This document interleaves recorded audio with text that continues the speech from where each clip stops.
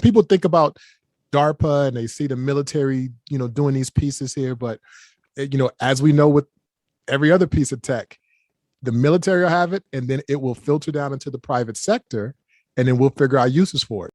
Part of the hesitation, right? It's part of it is people have seen the canines, and people react very differently when they see it. Some people flock to it because they want to, pet it, for lack of a better word. They want to kind of see it interact. Other people take a step back, going like, "Hey, what's this going to do to me?"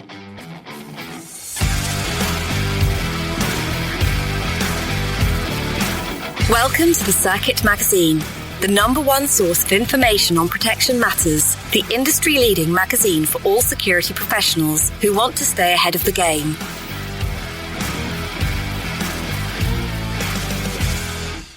Is EP ready for robots?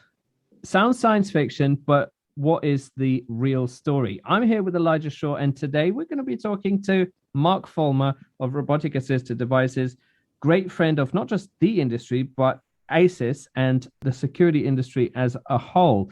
Elijah, tell us this is a good topic for EP, because I really hope it will be. Well, when we were first discussing potential topics and people to have on, I had to wrap my head around this. But the more I thought about it, the more I was intrigued. And one of the reasons is because I think our mandate at the magazine and with the Circuit Media period is to try and expose the industry to new concepts and ideas. And so just like in other industries, they're pushing forward, they're researching new technology, new tactics and techniques. We have to do the exact same thing. And so when we talk about, again, I would call it future tech, but as we can see, it's actually happening and in place. We can see how we can use that as in the close protection community for ourselves and for our clients. And you know what? We could totally do it in a clickbait fashion where we basically tell people it's going to take over the world. It's going to take your jobs. It's going to be like the Terminator. Sure. But we don't even need to do the clickbait. I think people are naturally fascinated with robots, but there are robots everywhere now. They don't look like a person. They don't look like necessarily a dog. Where do you think robots could be useful on an EP operation? Well, okay. So to your first statement, I remember when the Rhombus came out, which the vacuums, and I go, who the heck needs this? A regular vacuum's just fine. And then you saw that, oh, wait a minute, I could be in one room doing some work, and the floor still gets vacuumed in the other room. And you said, I became that much more productive. And so when I think about it as it relates to EP, again, it doesn't have to be scary. It doesn't have to be like, oh, we're going to lose our jobs to our robot overlords. Instead is we could utilize this tool out in the field. We could have an extra set of eyes or ears or hands, and it could work for us. And so that's where I see the benefit. And that's where I'm really interested in listening to our guest today. And especially in some of those larger operators where there is a bigger duty of care for lone workers. This could be your buddy. This could be something watching your back. But you know what? Why not have something that you could throw up and it could augment your operation in terms of eyes in the sky? Why not have a couple of canines in the back of the truck, which are in fact robots? Absolutely. I mean, and people think about DARPA and they see the military, doing these pieces here. But, as we know with every other piece of tech, the military will have it, and then it will filter down into the private sector, and then we'll figure out uses for it. So we don't want to be behind the curve on anything. And that includes something like this. Absolutely. Now, we're going to hear from Mark Folmer. And you know what? This is kind of timely because I am separately running a small forum for physical security and robotics. And I just wanted to capture this moment when the wider security community gets aware of what is going on. Maybe we can do you saw it here first. But these things are there ready for you to buy or rent. This is not some super future science fiction technology. And I think some of the big operators are already going to be using them. Well, I'll tell you what, after we drop the episode, we'll get some feedback. We'll talk about it either inside the Circuit inside the Circuit Magazine or the BBA Connect or the Navi Protector, and then we'll come back and see if it was a success for us. Let's do it. Let us know. Here's Mark Folmer, and we're talking robotics in EP.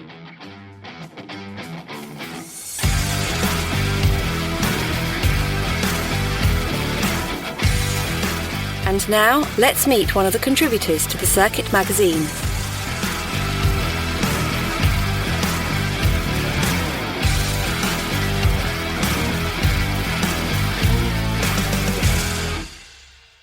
Robotic assisted devices and executive protection or executive security. Is it an unnatural fit, or are we really onto something? We are very, very pleased to be joined by Mark Folmer of Robotic Assisted Devices. I'm here with Elijah Shaw, and we're going to explore how this could apply to EP. And it's not actually science fiction. So, Mark, it's a pleasure to have you on. How are you doing? I'm great, Phil. I'm really happy to be here with you and Elijah. So, Mark, let's do our 3 quickfire questions. The purpose of our quickfire questions, we just get into very succinct thinking around the topic, and then we'll go into more of a discussion. What do you think robotic assisted devices are trying to solve in the industry right now? That's a great question, and I got to answer that right in less than 30 minutes.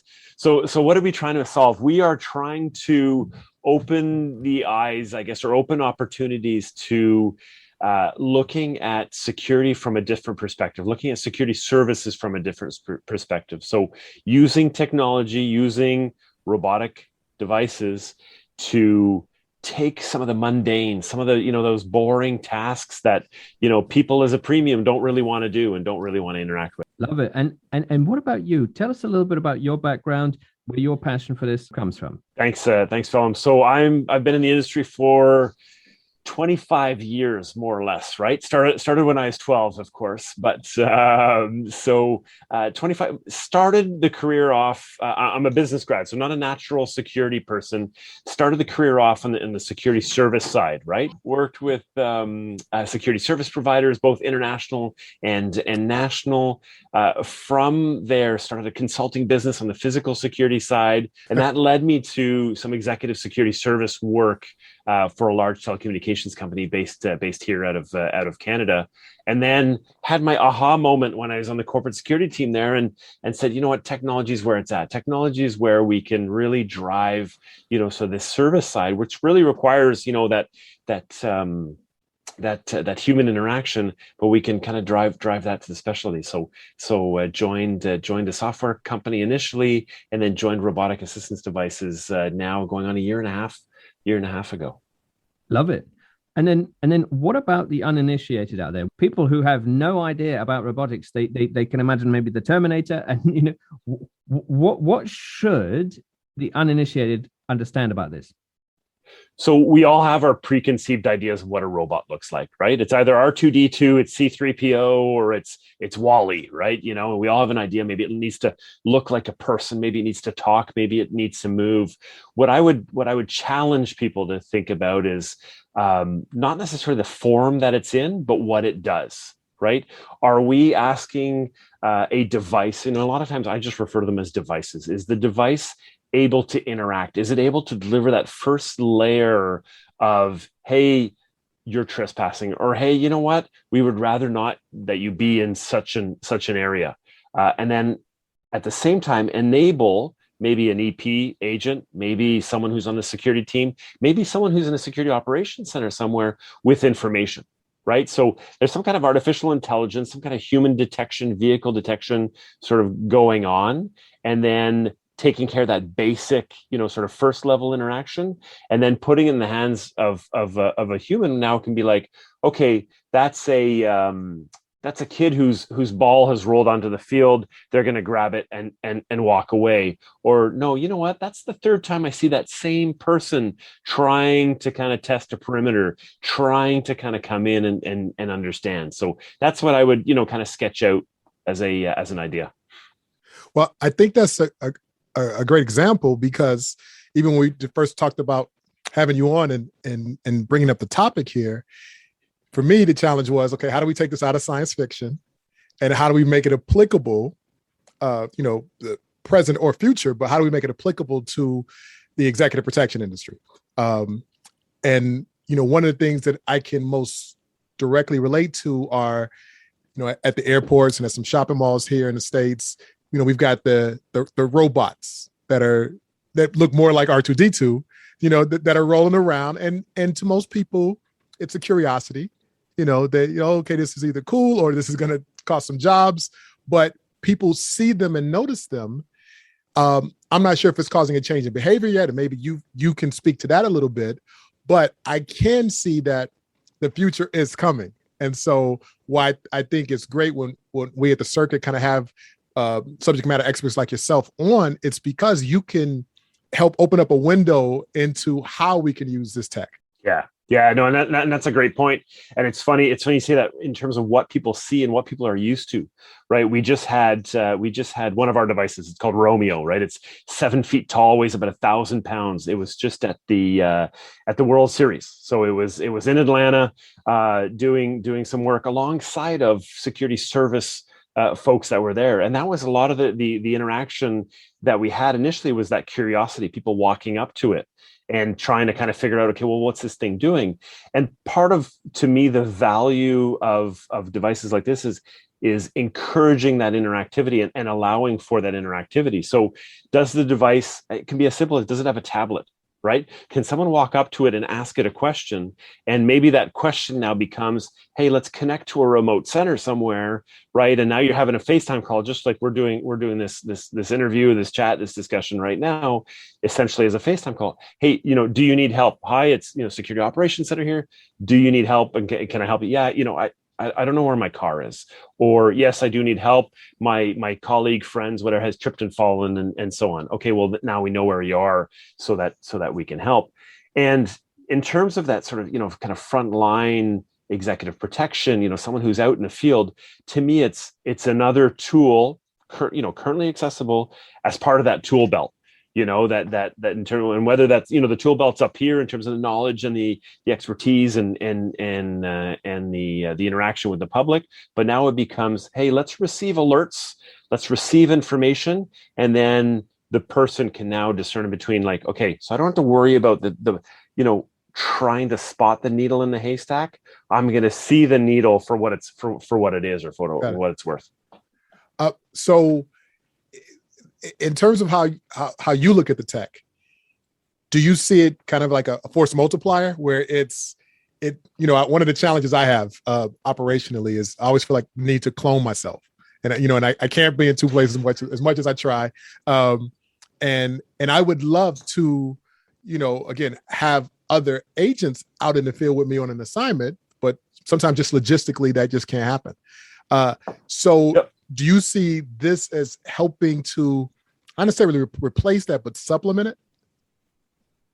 Yeah. I mean, Folmer often uses the word augment, right? And in our discussions that we've had in the past in different forums and so on, it's augment. It's definitely extend the reach of the security team, and then drive the awareness, right? So the security awareness of what's going on, and so if you're working alone, it could be a safety tool.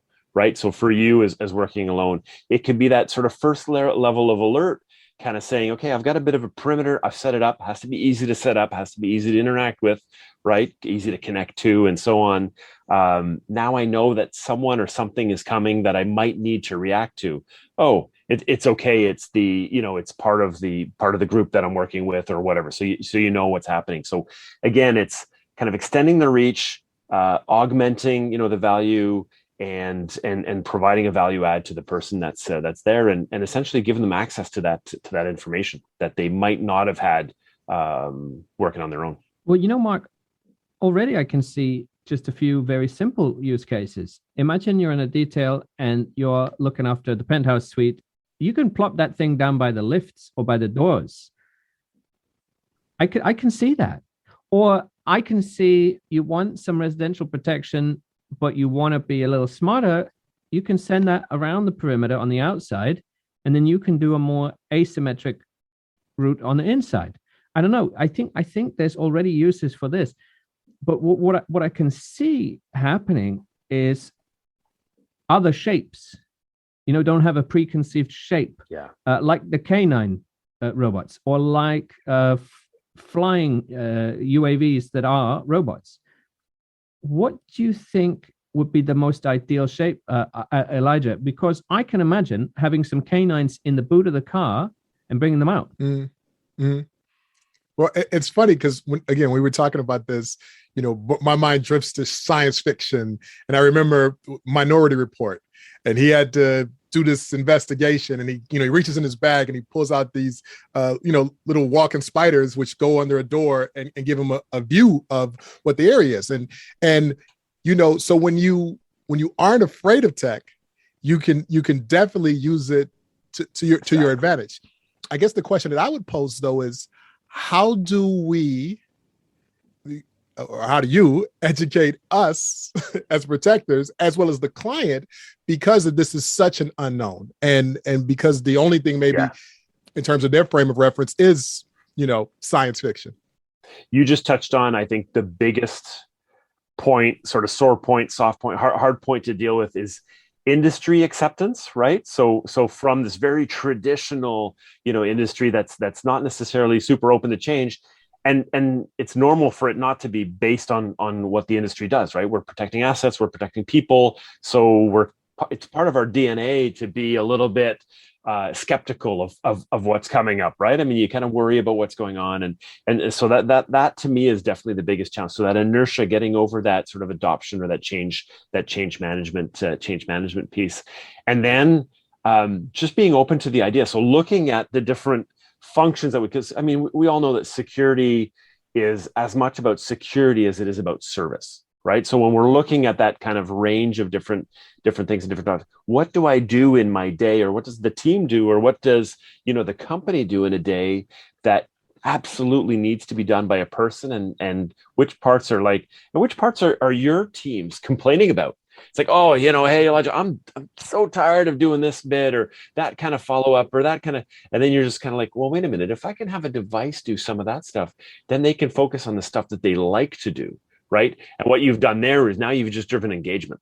Right. So now an engaged agent is always a better agent. Right. An engaged person is always a better one, performing better and performing up to the standards. Well, Mark, what about something a little bit more mercantile? I'm not talking about EP colleagues that go into hot zones and charge a lot for their day rate and all that. But I'm thinking maybe event security, maybe in a more routine operation. How does a day rate? I know this is very, very speculative, right? But how does the day rate for an EP agent in a normal day-to-day operation compare to the rental of a robot right now? Yeah, typically there's a significant return on investment, right? So what you can say is, and actually a couple of reasons. So it's challenging to find people for roles today.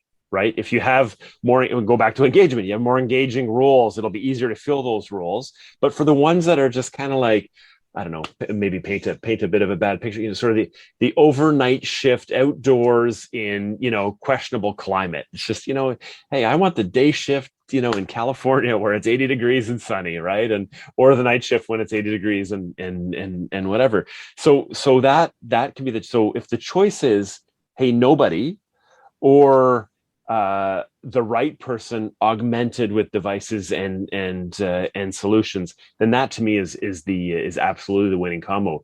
But regardless, I mean, in most cases, in most situations that we're dealing with on that more mundane, kind of big event, large scale event, sort of big teams, stadium venues, for an example, maybe amusement parks and so on, where you have a lot of people kind of working at special events. Well, let's take away some of the, hey, I'd love to do a perimeter patrol back there, but we're short someone, so that's the role we're going to cut. Well, you know what? Let's have a couple of devices do that. And it won't be the spiders that Elijah was talking about before, but it'll be, probably surface mounted devices. It could be roaming devices. It could be a mixture of different things. Well, when I think about it, again, from the perspective of someone that does executive protection, I know, to your point, that some of us are resistant to change industry-wide. The other point is that there is some self-preservation built into that.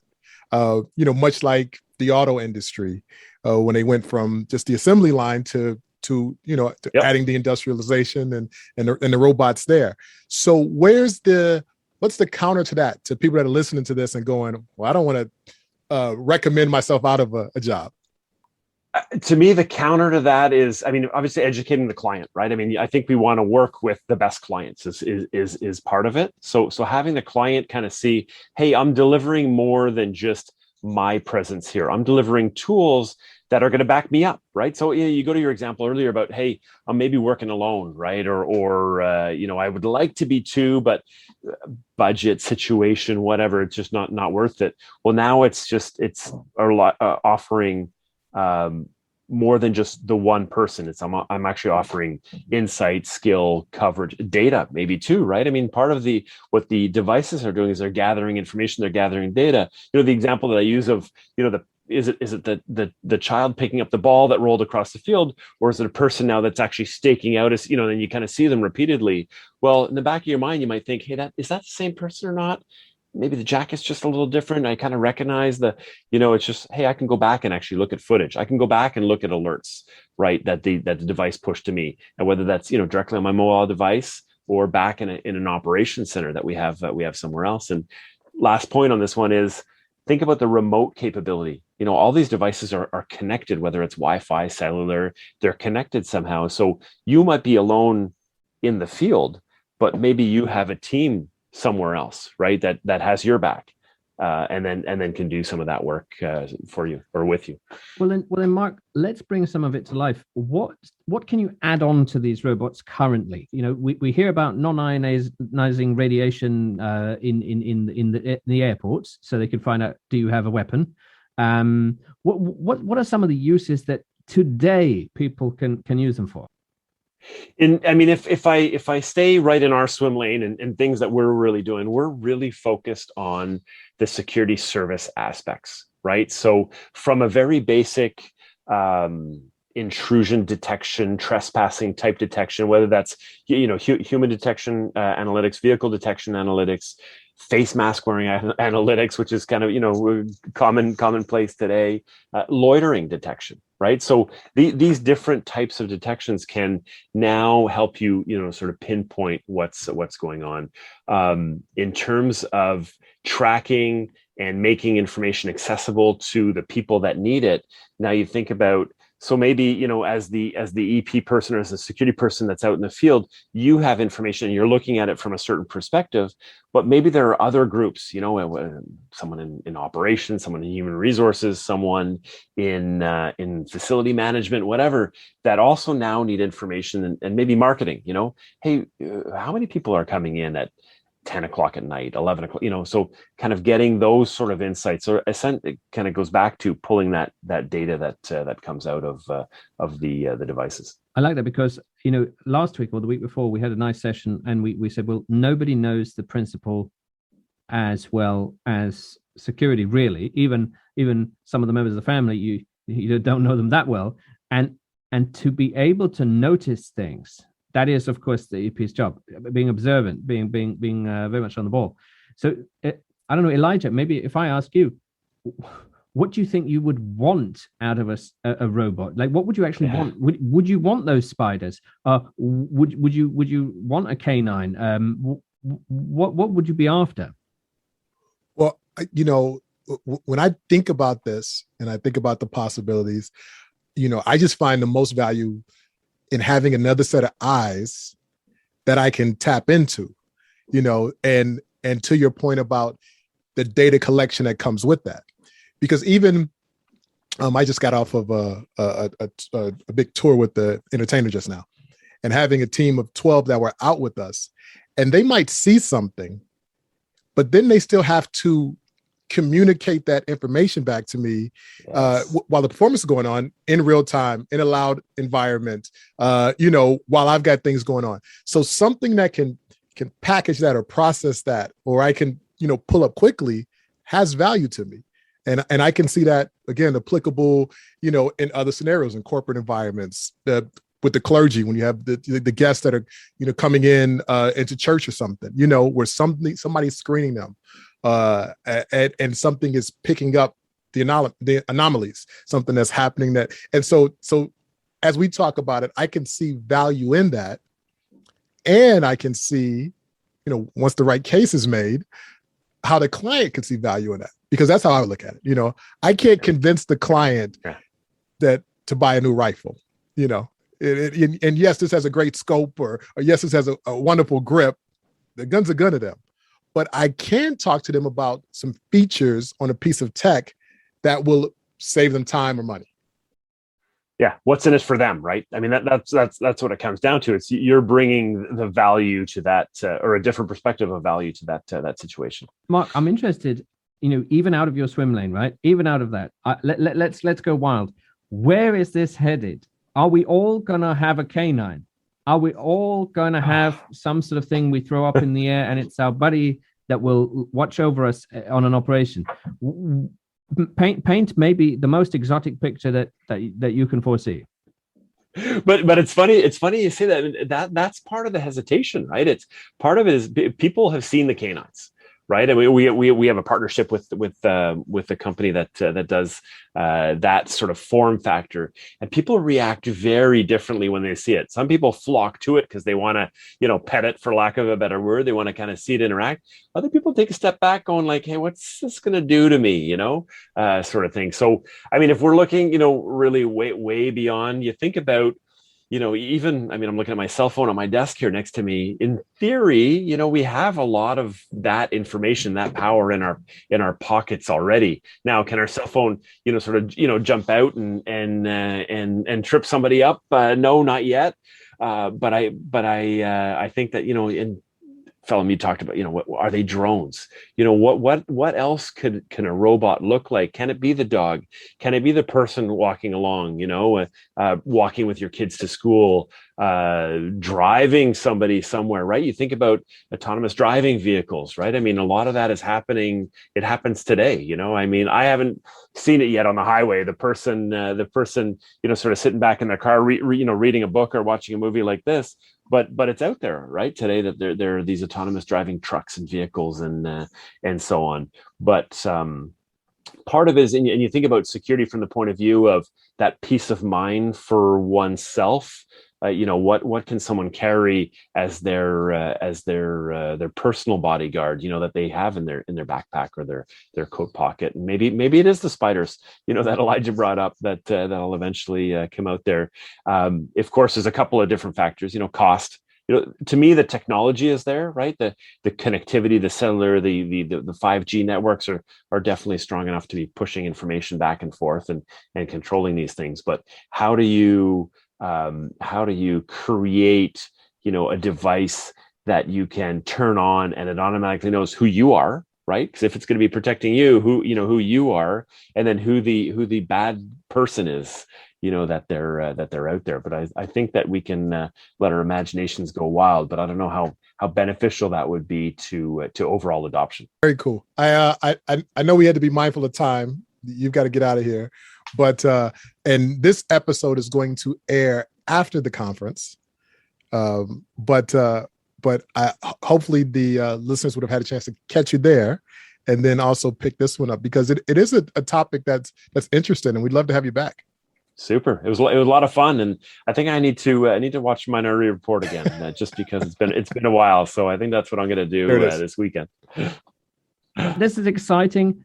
Obviously a little bit intimidating if you look at it as replacement, but much more exciting if you look at it in terms of augmentation. Fantastic. Well, from Elijah and myself, Mark, this has been a pleasure having you on. Thanks, guys. Appreciate it.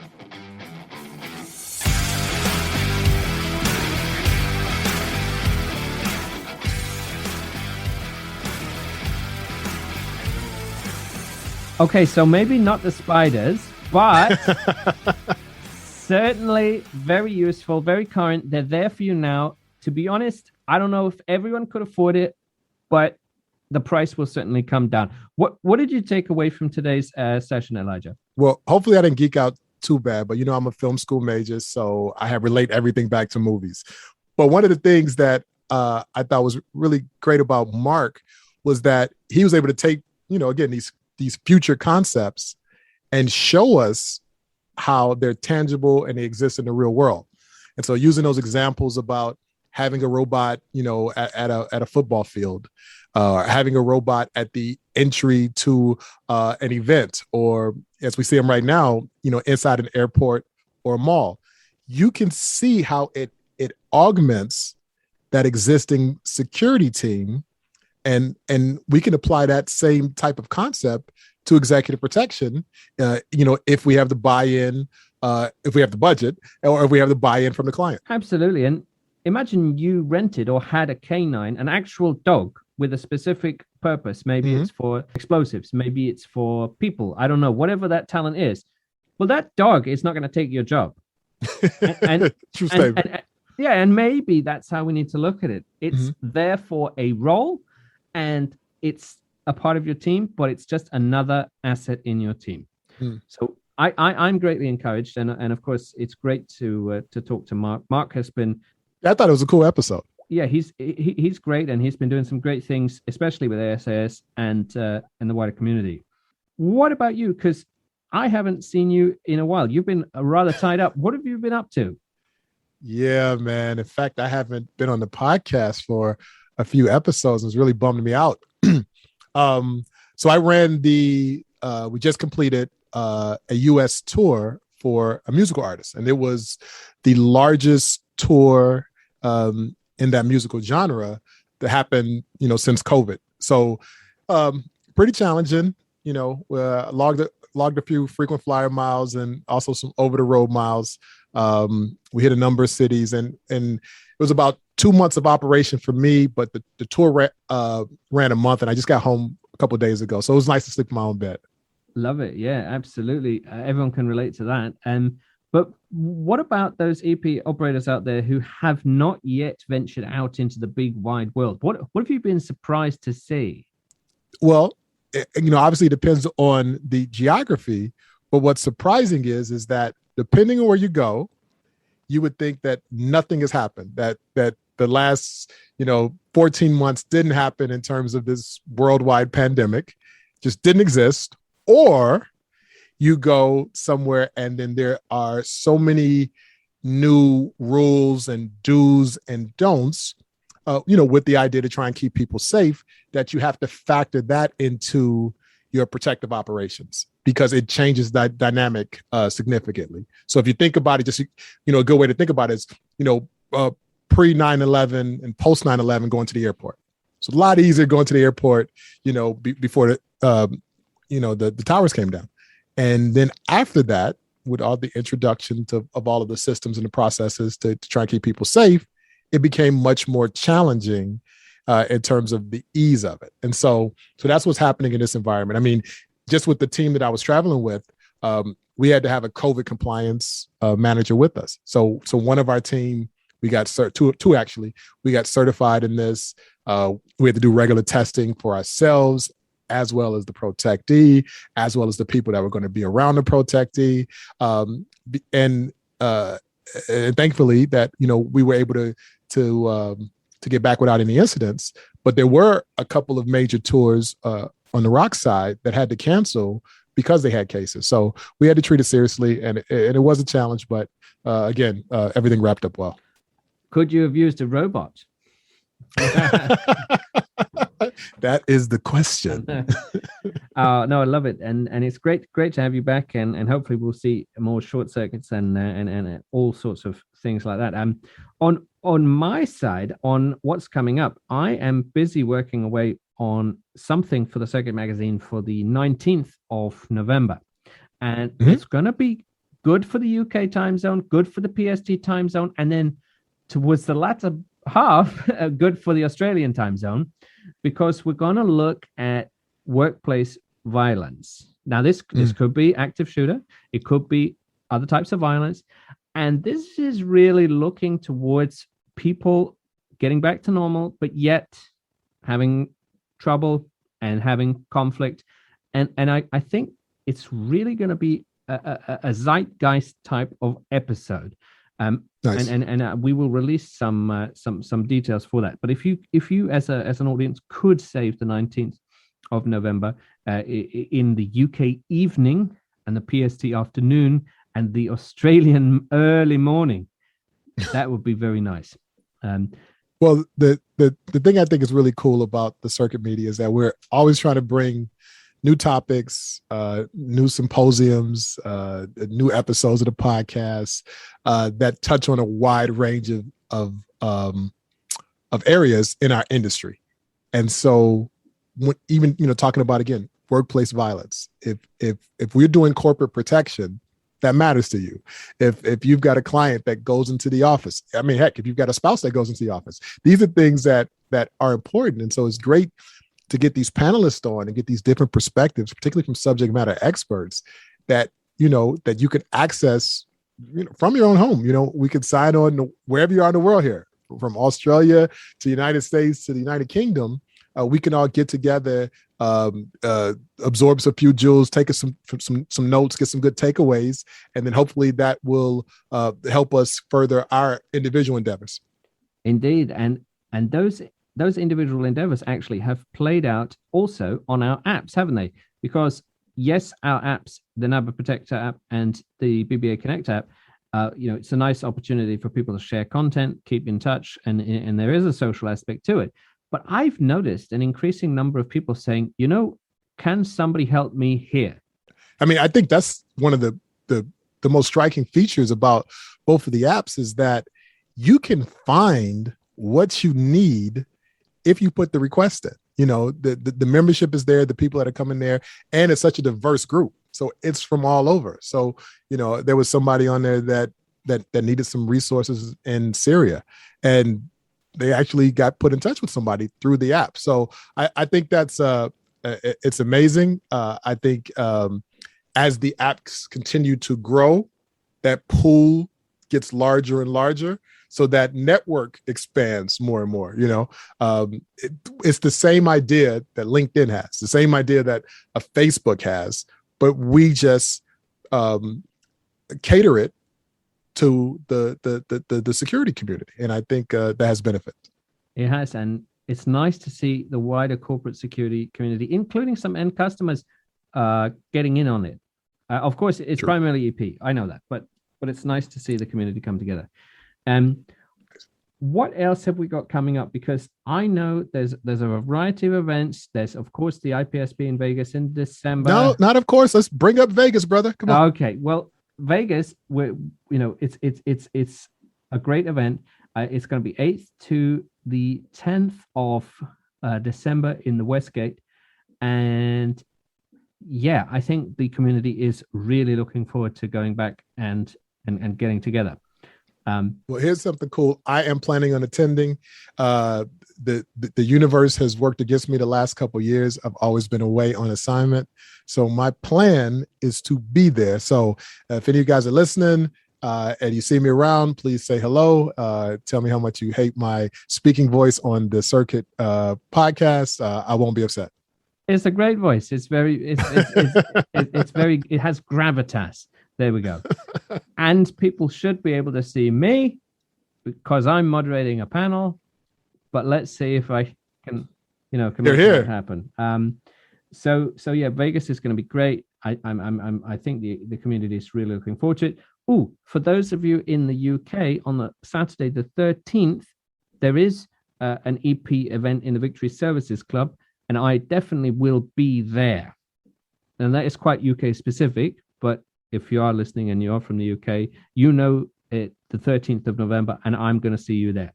So lots to play for, really. And we need to see how the winter plays out, but there's going to be room for more meetups.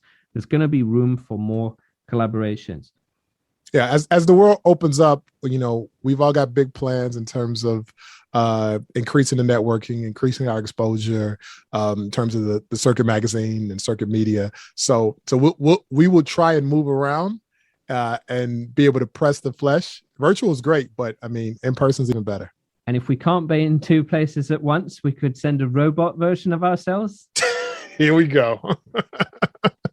All right, everybody. I recommend you like, subscribe, and share to help us get the word out. We appreciate you, and we will see you next time. Thanks very much. See you soon.